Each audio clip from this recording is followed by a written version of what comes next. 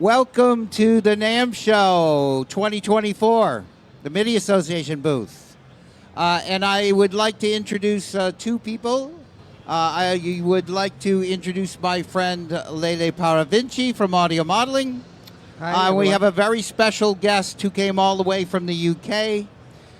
His name is Jay Pocknell, and he works for soundwithoutsight.org, but he also works for the Royal Institute for the Blind. And we're going to be talking about music accessibility. And Jay, if you want to just say a few words and introduce yourself, and then I'll start the PowerPoint. Yeah, absolutely. Thanks, Athan. So, my name is Jay, and we're going to spend this session looking into accessibility and inclusive design within the world of music making products. So, just a heads up of what's coming in this session. I'll briefly introduce myself. We'll have a look at what accessibility means in the context of music making and audio production products, why it's important, and what practical things you can do to support access. We'll then take a look at which manufacturers are currently doing some great work in this area, and then start to think about what the future of music accessibility could look like with the support of the MIDI Association and a potential music accessibility standard. We will then open up to Q&A between Athan Billias, Executive Board Member of the MIDI Association, Emanuele or Lele Parravicini, co-founder of software instrument company Audio Modeling, and myself. So who am I, and why am I presenting this? Well, I'm a bit of an imposter. I'm not a developer, and I'm not trying to sell you anything either. I'm a user of the tools that we're all here at NAMM to see. I'm a producer, I'm a mixing and mastering engineer. I also happen to be partially sighted. And my experience of navigating the industry with sight loss led to me founding the Sound Without Sight project that I now manage, which is a new online community hub supporting blind and partially sighted musicians and audio engineers. I'm also Music Support Officer at RNIB, the Royal National Institute of Blind People, which is the UK's largest sight loss charity. So I think my background does require a slight caveat, which is that there will be some UK-based statistics in this presentation, though I expect these to be consistent across territories. There's also a bias towards visual impairment in this presentation, and obviously accessibility is much wider than that. Even within that community, I'm not pretending to have the authority to speak on behalf of every blind or partially sighted person. Lived experience varies massively, and there's no one-size-fits-all approach. But with that in mind, I'm just one member of the MIDI Association's Music Accessibility Standard Special Interest Group, which we'll hear more about later. So I'll just start the presentation with some useful definitions framed from the perspective of a developer of music making products. Firstly, accessibility. Can everyone, regardless of their background, use my product? Can everyone access all the features and functions of my software or hardware? And hand in hand with accessibility goes usability. It's one thing to be able to access features, but is the user experience equitable for all user groups? For example, is the UX efficient and user-friendly if I'm relying on a keyboard and screen reader to navigate, as opposed to a mouse and my eyesight? And I think key to enabling accessibility and usability is inclusive design. So asking those questions about accessibility and usability during development, and getting users with relevant lived experience involved throughout that design process, from the beginning, not after release or after core elements of the design have been set in stone. Also, just to flag that I'll probably use the terms developer, designer, and manufacturer interchangeably throughout this presentation, to mean someone or a company who creates music-related hardware or software. So why is accessibility important? Well, in the UK, almost 1 in 4 people of working age have some kind of disability. That's a massive number. And the vast majority of people believe that diversity is important within the musical artists who are represented in the industry, promoted on streaming platforms, TV and radio. And I'm going to go out on a limb and make the assumption that actually no one would state that they want all artists to make the same music in the same way or all look the same, or certainly no one who would like to be buying the records that I've worked on. Inclusive design doesn't just make products easier to use for people who have additional access requirements, it often makes them easier for everyone to use. We see time and time again that product features aren't only utilised by the user group that they originally designed for. As another example, the process of logically thinking about how a graphical user interface might be navigated non-visually may well result in tweaks that make the user interface easier to access for all users. There's a great quote that I've heard a few people say, which is, when you design for the edges, then the centre will take care of itself. And I'm just going to link back to the first point with a possibly unpopular question, which is, if you design a product where 1 in 4 of the people who want to use it aren't able to, then can that be considered a successful design? So why design inclusively? As many developers with experience of this will agree, designing inclusively from the get-go is much cheaper and much more efficient than trying to retrospectively make products accessible by unpicking code or trying to bolt accessibility features onto an existing product. It's also true, at least in the UK, that when deciding what hardware and software to invest in, employers and educational institutes have a responsibility to choose tools that the widest range of employees and students will be able to use. And that's a big market. And of course, those users then develop skills using those products and will want to use those elsewhere. So disabled users are experts in their own UX requirements. They have all the answers for this stuff already, you just need to ask them. And I think until you go out of your way to listen to users who don't currently feel able to access your products, then those products will only become more exclusive and tailored towards your existing user base, which I would argue is only sustainable for so long. I think involving communities in development encourages trust and loyalty from the people within those communities, which can only be a good thing. And important for music and the arts as a whole, inclusion encourages innovation. When a wider range of users can access music making tools, it opens up the potential for your products to be used in new and exciting ways. It allows communities to express themselves and share their stories, people from unique, interesting and important backgrounds. This filters through to variety in the music that is created across the industry for everyone to hear. So, the current situation is that disabled musicians are massively underrepresented in the music and audio industries, and that representation is not necessarily going in the right direction. As one example of this, only about 3% of music fans can think of a current blind or partially sighted professional musician, and in that study, current is defined as having started their career in the last 10 years. This contrasted with a vast majority who could think of a blind or partially sighted musician from decades gone by. So why is this? Well, I think there are lots of factors to this, but one of those being that the technological progress of music making tools has potentially left some communities behind. I think the same things that make music making more accessible to mainstream audiences, so the ability to have a studio and all your sound inside your computer, have actually created additional barriers for some disabled artists. The tactile and analogue nature of music production in decades gone by may well have been more accessible. Of course, this isn't on purpose, but it's true that not many music making tools can be considered accessible, and there aren't many resources to support developers to improve their design practices. I think many developers do want to be better, but just don't know where to start. And those accessibility barriers can contribute to a lack of diversity and representation of disabled artists. And I think that lack of role models has a negative effect on the next generation of musicians. As a person with a disability in the industry, it can feel like there's always someone queuing up behind you for whom those barriers will not need to be overcome. And because of that fiercely competitive nature within the industry, it is naturally resistant to change. And once we get to this point in the list, it's clear to see how all these factors can feed into each other, which is why I've labelled this as a negative feedback network. So can we actually do anything to break this loop?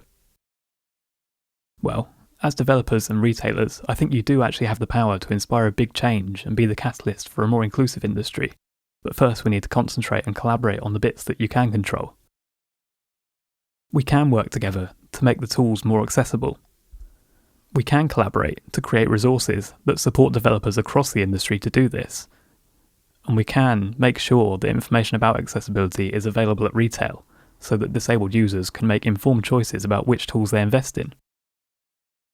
All of this should enable better representation of the disabled people who are making music and who feel able to follow a career in music, making for an industry that is naturally more inclusive. So how do we do this? Well, as a practical starting point for developers, I reached out to Tim Yates, Head of Research and Innovation at Drake Music. Hi, my name's Tim Yates. I am Head of Research and Innovation at a charity called Drake Music, which is a national charity in England and Wales, working at the intersection of music, tech and disability, supporting blind, deaf, disabled and neurodivergent people to make music. As part of my job, I'm responsible for our instrument development program, our research program, and in general trying to make music technology more available and accessible to everybody so that everybody is empowered to make music. It's great that there's such momentum behind making music tech accessible at the moment. Great strides are being made, and it really does make a huge difference. I was just wondering if you could share a little bit more about your work and why it's important that mainstream audio products are designed inclusively. So a lot of what we do is bespoke instrument development. We work with musicians to develop new instruments that enable them to make music the way they want to make music. Even when we're building bespoke instruments, we're often relying on a whole chain of stuff to make it work. Audio interfaces and doors and plugins and all of the things that everybody uses to make music.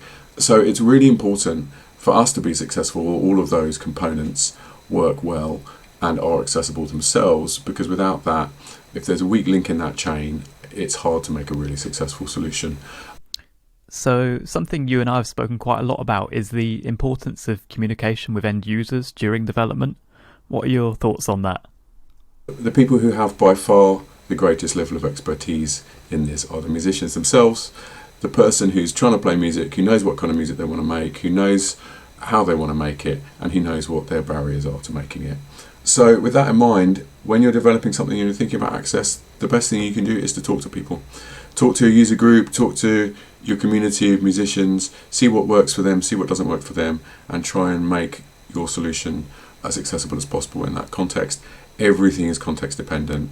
One piece of kit works differently from another piece of kit, and what might work in one context might not work in another context. So the more that you can communicate, the better. The corollary to that is to share the access information that you have as far as possible. The more people know in advance what your kit or your software does or doesn't do, may or may not be accessible for them, may or may not be useful for them, the better it is. You want to try and avoid the situation where somebody has to buy something in order to find out whether it does or doesn't work for them. The more that you can share, the better. Awesome, yeah, for sure. I was wondering whether you had any quick inclusive design top tips for our attendees here today. I've asked around a few musicians, and also from my experience at Drake Music, the kinds of things that crop up. I've come up with a short list of 5 things that can really help with access. There is a much longer list, but I think these 5 things are a really good starting point and are broadly applicable across a lot of different bits of hardware and software. So the first thing, something that comes up a lot, is the use of multi-press. That is, pressing more than one button at the same time to make something happen. This is generally inaccessible to quite a lot of people, and the more it can be avoided, the better. In particular, with mode switches and things like that. With that kind of thing, you can really render large percentage of the functionality of an otherwise really useful and really great piece of kit inaccessible and unusable for someone. Number 2, second point, we all know that clicks are expensive in user interface and any kind of interaction design. In accessibility, clicks are even more expensive. So the more you can remove the number of clicks to do anything, the better it is and the more accessible something is. So, thinking about that all the way through the design can really make a difference. In particular, access settings. Are your access settings themselves accessible? Try not to put them in 4 levels down in your menu structure, or at the bottom of the 5th tab on your settings page or something like that. A third point is try and stick to standards where you can. If you're doing something that is a standard functionality across lots of different bits of hardware and software, then just try and do it the way that everybody does it, because if somebody's got a particular bespoke rig that's expecting that, it can be really difficult and tricky to have to adapt to a particular piece of hardware or software that doesn't follow that basic structure. So try and avoid that where possible. The fourth thing is to try, if you can, to have transportable settings. So, somebody might have a particular way of working that works brilliantly, and they have it set up on their home machine in their home studio or their home performance rig.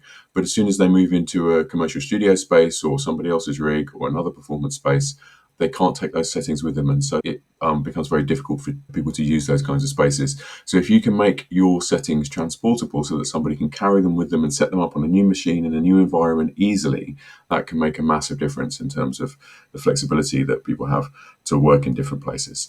The final thing, and this happens more often than you might think. Try not to remove access features, especially without telling people that it's going to happen. It does happen that there's a particular access feature that might get removed between version 1.2 and 1.3 or something like that. Somebody might be relying on that for a core part of the functionality of their rig, and it suddenly disappears without warning, and it can be a real problem to resolve that. There are scenarios sometimes when people end up getting trapped in old versions, and then as a consequence get trapped in old operating systems, and then as a consequence get trapped in old machines, and it can really have a large knock-on effect. If you do have to remove it for some essential reason, then try and tell people and communicate that so that people have the opportunity to find a workaround before it happens, or they can feedback on another way that it could be done. So I hope those are useful. If these things were implemented widely, then they really would make a big difference to the accessibility of music tech in general. So please do bear them in mind. Thanks so much, Tim. If you want to learn more about Drake Music's work, you can go to the website at drakemusic.org. You can also reach Tim by email at timyates@drakemusic.org. So, which developers are engaged in doing great work towards accessibility right now? Based on the products that have been on my radar at Sound Without Sight and at RNIB, and the companies that I've spoken with here and at the Audio Developer Conference, there are some really big names that are beginning to do some great inclusive design work. We don't have time to go into all their specific projects right now, but I wanted to give shout-outs to Focusrite, to Juice, to Muse Group, to Avid, Native Instruments, Ableton, Audio Modelling, Softube, Arturia. Now that's not an exhaustive list either, but just gives you an idea of some of the larger companies who are committed to this work. Yeah, I just wanted to say one thing about that list. Yeah. With the exception of Softube, every single one of those companies is a MIDI Association member, which why it makes perfect sense why the music accessibility special interest group is part of the MIDI Association. Absolutely, and because of that, I think there's real potential there, which we'll chat more about in just a mo. So what's next?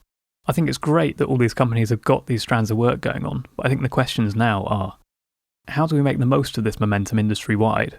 And how do we make sure that the solutions developed are compatible with each other and allow disabled users a familiar user experience when using different products?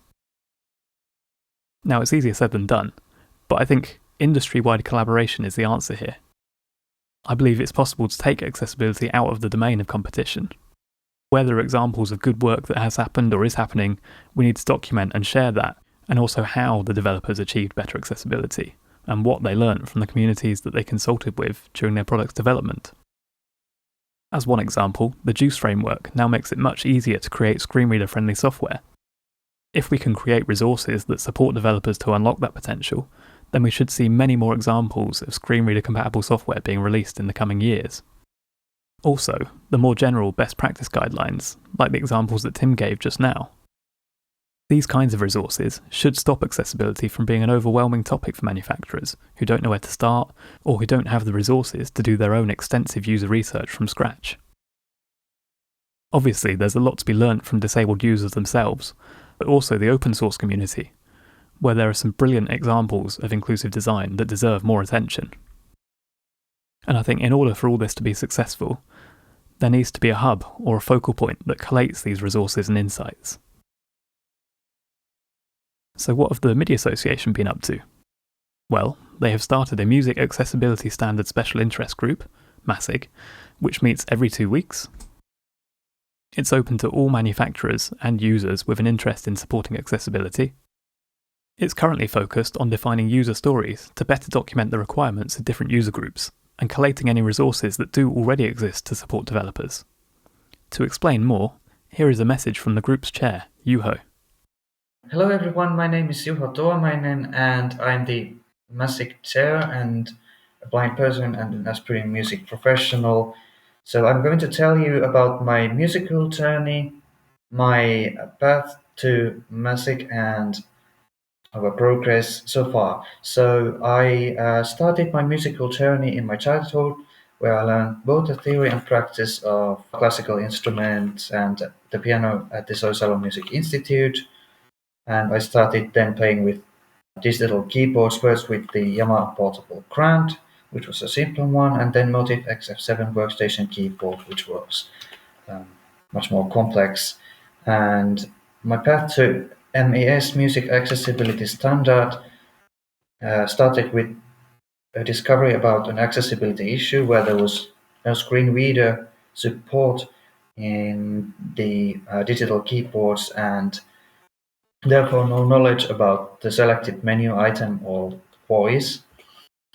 And the MASSIG Music Accessibility Standard Special Interest Group was founded so that I first chatted with Athan, Billias, the president of the MIDI Association, and then the group was officially founded in April 2023 with the first meeting in May 3rd, the same year. MASSIG is a way for corporate members who make MIDI hardware and software such as Yamaha and Native Instruments, and also non-corporate members such as musicians like I and then researchers like Jason Nolan, a way to collaborate with things. And also, like the MASSIG, the MIDI Association is all volunteer-based. So we have had some events which we organized. The MAS Music Accessibility Standard webinar held on May 27th last year. Then the MASSIG workshop at ADC Audio Developers Conference in 2023, hosted by Jay Pocknell from RNIB, Royal National Institute for the Blind. And now here with the NAMM Show in January 2024, which is our third and this time very big event. And so far we have had a well-working team, and I have both informed our progress on KVR Audio, which sponsors us also in this event and is a music hardware and software forum. And I have also written some user stories for the standard. So with the user story creation, we describe the standard and what are the standard goals and what it should do. This is underway, and as a MASSIG chair, I'm proud to be part of this MASSIG group, improving the music, software, and hardware accessibility for everyone in the long run, which is our main goal. Juho is he's a student and a musician from Finland, and one of the things that he noticed right away is that a lot of the instruments that he tried to use were not as accessible as he wanted. Juho owned a Motif. Ellis has used a Motif. Stevie Wonder has used a Motif. The Motif happened to be accessible because of the fact that it had a very tactile user interface, and a user interface that was laid out in a very flat way. It wasn't a touch screen and stuff like that. And so about 7 months ago, Juho contacted me. He had been posting on KVR and talking about accessibility, and there was a very long thread with a lot of musicians who happen to be sight impaired who were saying, you know, yes, this is important. How do we get together? How do we bring this all together? And one of the people who was on that thread said, you know, you should probably contact the MIDI Association. And so Juho sent an email. You know, he found the contact at MIDI.org, and he sent an email, and it came to me, and then I reached out to him. We did a couple of video conferences, and then we started to do it. And after we reached out, we talked to Lele and realized he had been working on accessibility for 3 years, and he'll tell you all about that. We realized that Arturia, who I'm doing some consulting for, it was also working on accessibility. It seemed like all of our companies were working on it, and all they needed was just a place where they could all talk the same language and they could all join together to have a common goal. And so that's what the MIDI Association does. We try to, as I always say, we try to find really difficult problems. We get really smart people like Jay and Lele to solve those problems. and then we give those solutions away for free. And that's exactly what our plan is with this. Absolutely. Thanks for that, Athan. So, we are now going to round off the session with Q&A with Lele from Audio Modelling. But first, here is a short video from Audio Modelling about their accessibility work. Uniting people of all abilities through the power of music. In 2020, Audio Modelling began enhancing accessibility in our products with screen readers for visually impaired users. In 2021, we enlisted dedicated employees and testers in our efforts to prioritize product accessibility. By 2022, we began collaborating with the University of Milan's Music Informatics Laboratory and the Musica Senza Confini project, both with the aim of creating a musical ecosystem that would be inclusive of a diverse range of abilities. Until I get to settings. Reset, control, parameter, import, settings, audio, MIDI, window size, account and about group. And what's really cool is that VoiceOver read out everything that's contained in settings to me. So I know exactly what's in this section. So I'm going to press enter. Audio, manage audio settings group. Screen readers and voice commands are intricate, demanding both expertise and setup to get started. Contemplating the current screen reader experience prompts the realization that it needs an overhaul that will dismantle barriers as much as possible. Consider a simple analogy. Self-driving cars cater both to drivers and those who, for any reason, permanent or transitory, do not drive. Our vision is depicted in 2 concept videos featuring AI assistants and real individuals engaging with a MIDI controller with the aim of extending the capabilities of current MIDI 1.0 systems. I would like to create some music today. Hey Mario, great idea. Do you have anything in mind or would like to start from a template? Yes, I was thinking to have a drum and bass groove. Okay, do you like this?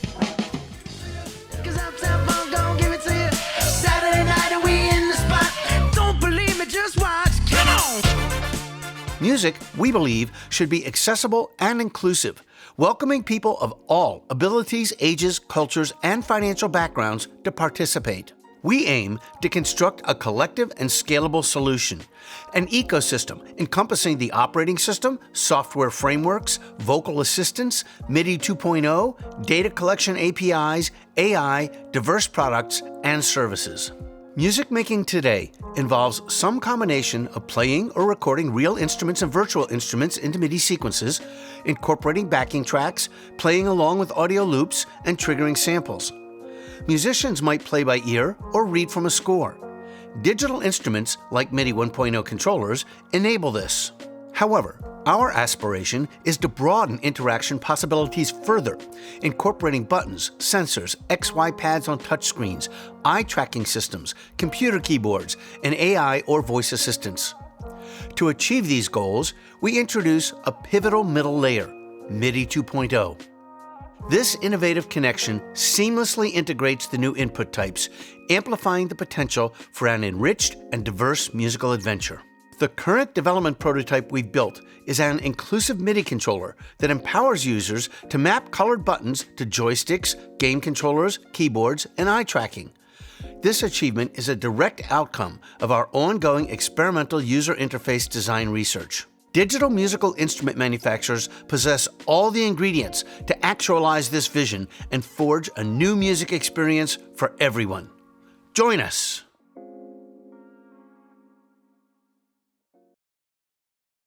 So, I was wondering now if we could bring in Lele to the conversation. Okay. So Lele, so you are co-founder of Audio Modelling, who's Exactly. been doing some great work supporting accessibility and your inclusive music project. Exactly. So maybe tell me a little bit about that. Yeah, I can tell you more. So I'm the CTO and co-founder of Audio Modelling, and we develop plugins based on physical modeling technology, basically reproducing acoustic instruments, not with samples, but with physical modeling. And we have hired a visually impaired user to help us making our product accessible, because we have received many requests to make them accessible. So I said we should do that. So we started, and luckily Juice was releasing on the development branch, not the official one, the first trial, let's say, of the accessibility framework, and we started making our product accessible. But while we were helping Gemma, our specialist, to build this accessible product, we discovered that accessibility is a huge topic. It's not just making software capable supporting the screen readers. And let me say that screen readers are really boring.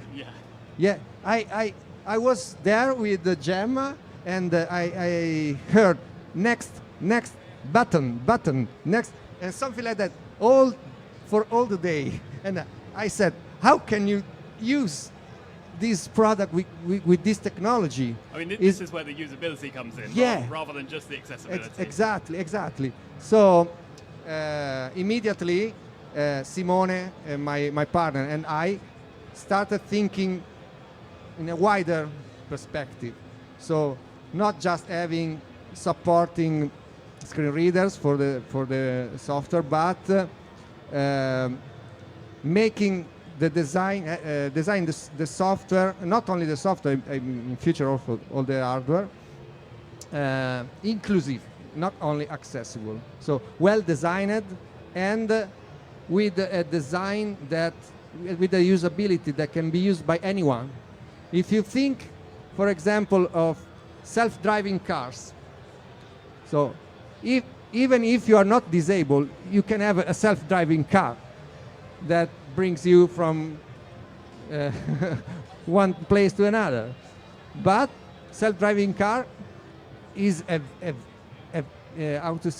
very important tool for a disabled people that cannot drive for maybe a disability.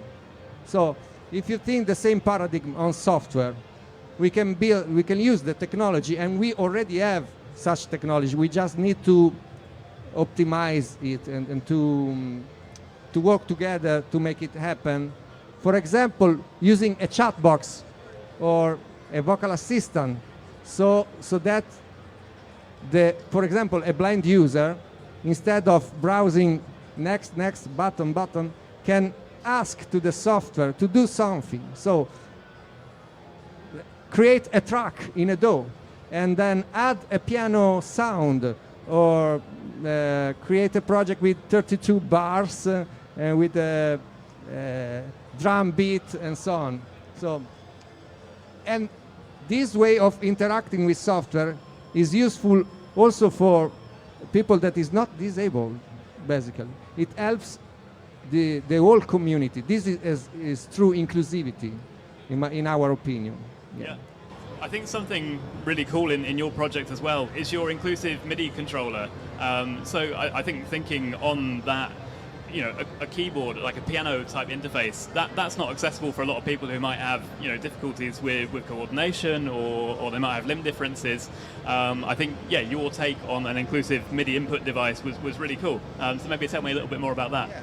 So we started the project with the University of Milan in collaboration with an association that is Musica Senza Confini, let's say Music Without Boundaries in English, where we have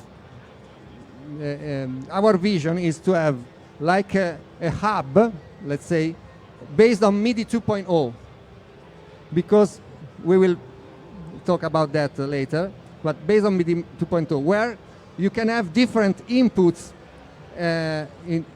and this hub can control your live performance or your production software or your instruments, and you can feed this system with any sensor or high tracking device, or with a regular MIDI controller, for example, or by a chat box or a vocal assistant, and so on. So everything is encoded with a common language, let's say, a common protocol, And we are sure that MIDI 2.0 is the way to go, is the key to go. And then this hub can talk to MIDI 2.0 device or regular MIDI or audio devices. This is our vision. Yeah, and I think maybe on that, let's think about MIDI 2 a little further and the idea of profiles within MIDI 2. I'm really interested in the prospect of auto configuration between two or maybe even more devices. So maybe if you set up some kind of accessibility mode on one device, that could potentially automatically configure other devices in your setup. Yeah, I mean, I actually believe that just MIDI 2.0 period and profiles will make it much easier and make it more accessible, right? So if we take right over there, we have an example of the first implementation of the piano profile. And what it does is it takes two devices and it says, I want to be a piano. And the other device says, oh, okay, I can do that too. Let's be a piano together. And it configures the two devices so that they're completely set up to be, for example, a piano or, for example, an MPE controller.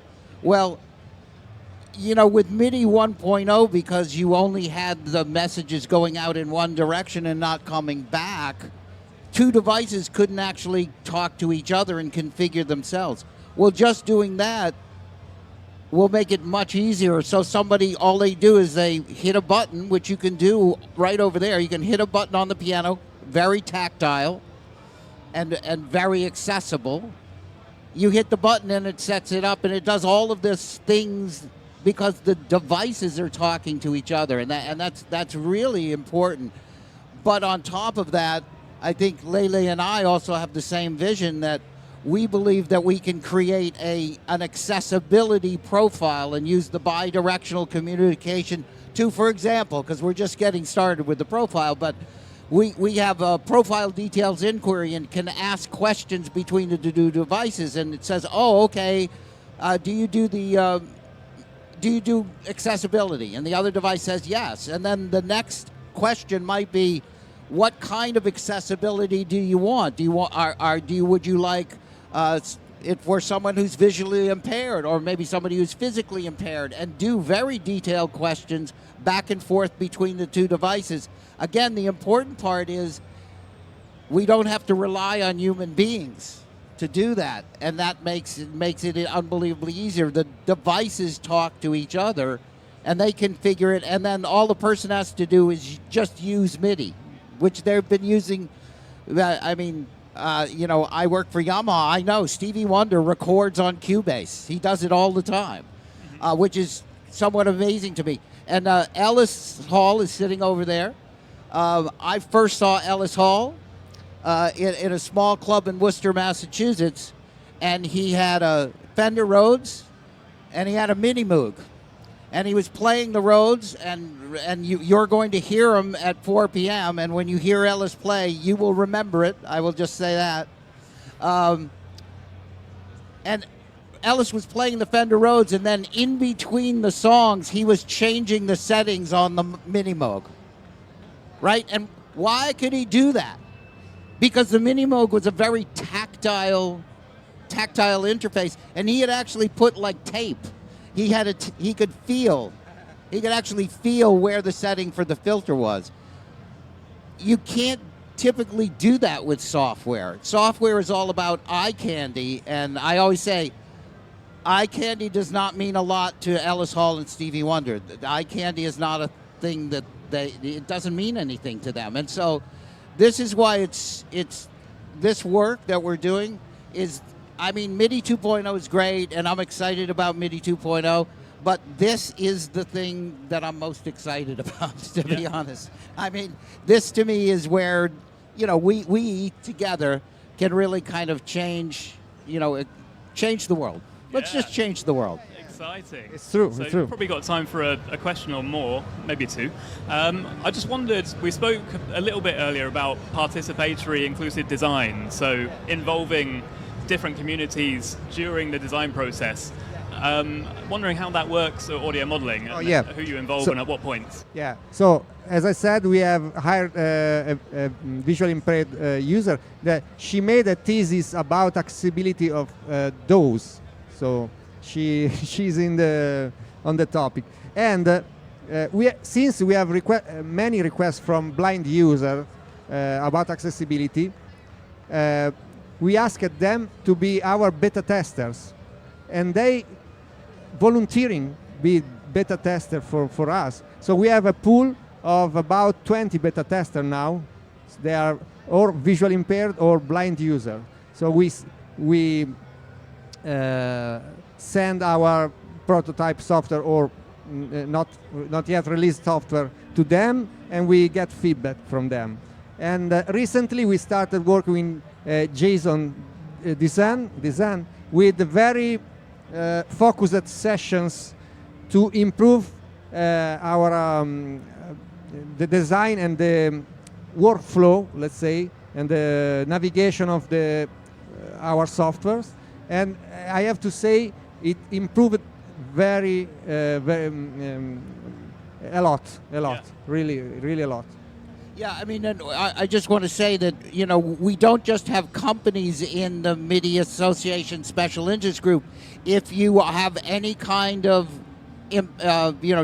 challenge with accessibility, please join the Special Interest Group, because it's people like Scott Chesworth, who owns a studio. He is visually impaired, but he runs a studio every day.